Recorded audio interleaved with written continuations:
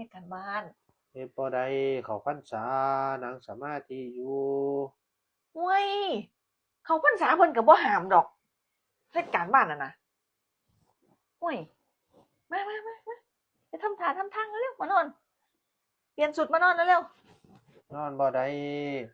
งดเหล้าเข้าพรรษาเพิ่นบอก ไผบอกอยู่นี่บ่มีดอกเพิ่นมีตั้งแต่อันบ่กินเหล้ากินยาซื่อๆนี่จำศีลเจ้าก็จำแล้วนี่แหมจำก็สิจำเบิดมื้อเบิดคืนซั่นบ่เอ้าบ่นอนบ่ก็จำหมดคืนพู้นแหล้วเนาะข้อยก็สินั่งอยู่จั่งซี้หมดคืนพู้นแหล้วเนาะ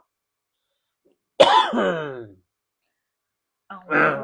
นั่งสมาธิเร็วๆก็สิเป็นหยังทำสมาธิแล้วก็มาทำการบ้านมานอนก็ยังว่าทำบ่ได้งดเหล้าเข้าพรรษา3 เดือนพู้นเด้ อ๋อ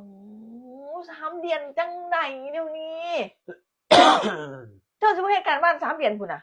แม่นข้อยเข้าพรรษา3 เดือน เจ้าบ่นอนซั่นบ่เว้าอยู่เดี๋ยวนี้บ่แล้วข้อยก็สินั่งจนสอดแก้งพู้นแล้วนี่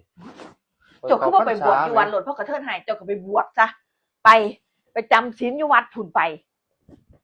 มีอย่ามานอนเด้อนั่งอยู่หั่นมันสอดแกล้งเอาเด้อ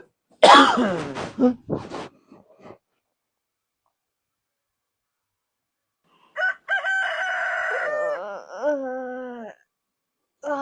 ยแกล้งแล้วตัวนี้หนึ่งเข้าก็นะ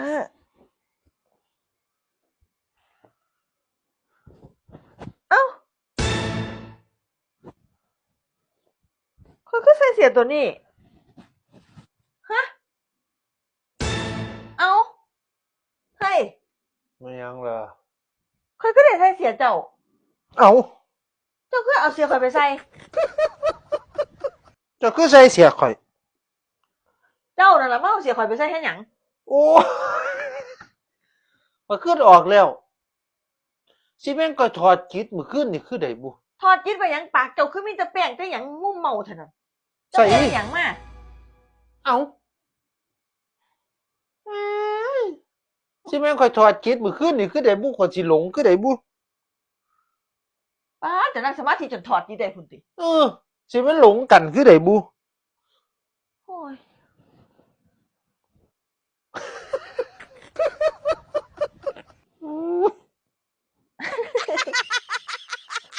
อืมเจ้าถอดจิตอืมสิแม่นข่อยเข้าสมาธิคักคือได้บุมื้อคืนนี่เอ้าอุ้ยเฒ่าหาอืมบ่ข่อยไปอาบน้ำก่อนเด้อก็สัน